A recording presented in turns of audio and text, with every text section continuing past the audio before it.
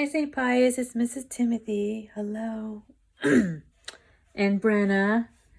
We are doing our final art activity for the year. Tomorrow, I'm just going to do a final video just to say happy summer. So that's what tomorrow's video is going to be.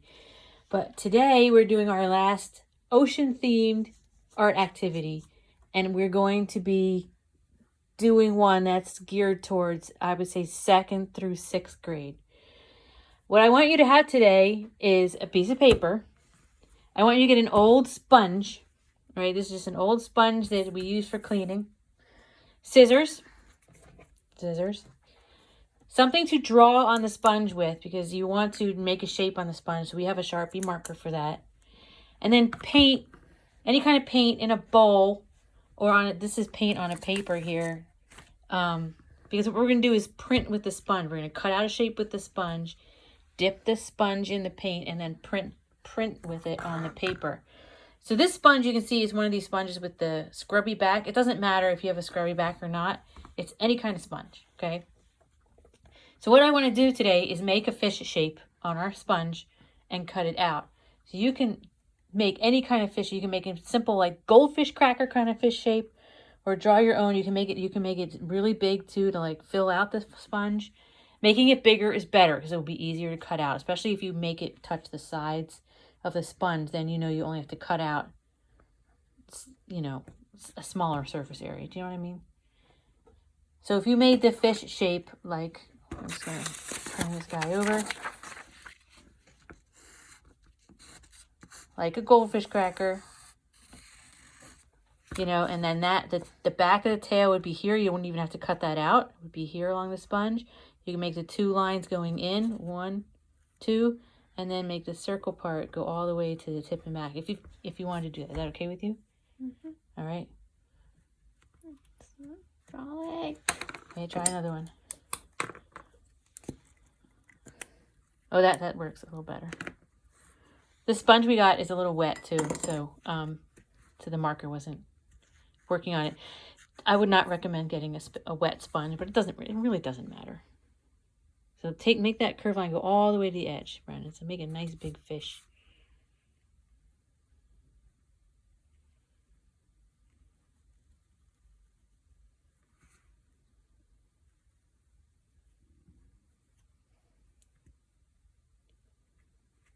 Got it?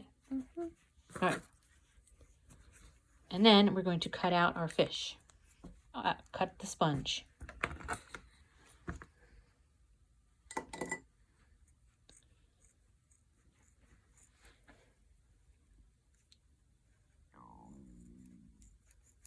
Yep, cut all the way through. Turn and cut. Can you get it? Kinda.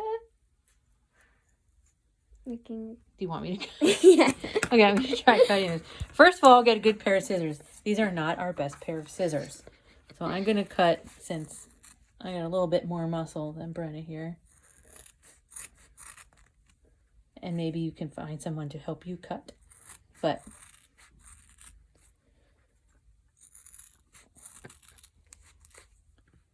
I would recommend a good pair of scissors, yes.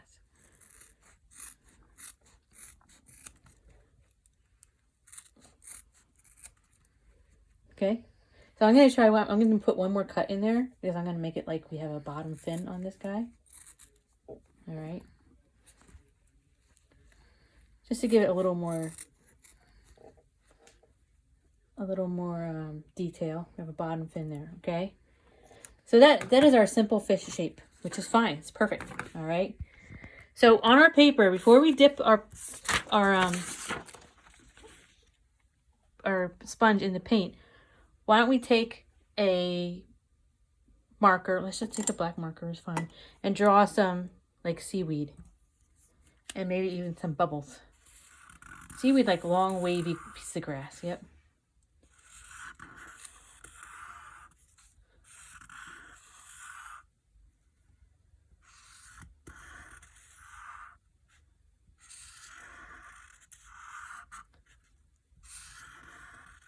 All right, that's pretty good.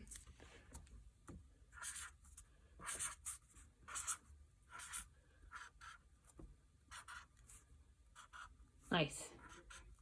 All right. So now you could also color that in too, but let's put our fish on. So we're going to turn the fish. If you have a scrubby bottom, we are going to turn the fish and use the soft bottom for the print. You can try either side. We're going to try the soft side. So you kind of rub it in the paint and then turn it over and make sure you have paint all over the bottom side of it. Okay? So show Brenna that you have paint everywhere. Get some more there. Okay? And you can get a lot of it on there. Okay. And now print. You can do a couple prints with one sponge. Lift it and do another one. Make another fish. Oh, she turned it upside down. Nice. You can do a couple times. Put one over top of the seaweed. That is a pretty cool fish print all by itself. They don't have to be perfect prints. I think it looks more interesting if you have these different spots of color and not color, because fish shimmer in the ocean. They shine. So this kind of makes them look like they're shiny. And you can wait for them to dry. And then you could add an eyeball, little fins, details to them if you want to add details to your sponge fish print. That is a fun idea, especially to do more of that with different shapes with sponges. And this is doing these art activities on videos gives me ideas for what to do in class. And printing with sponges, like cutting out your own shape and doing prints, I think is really a lot of fun. So that is our very short art activity for today. Bye from Brenna. Bye from me. And I will see you tomorrow to say happy summer. Okay? Bye, guys.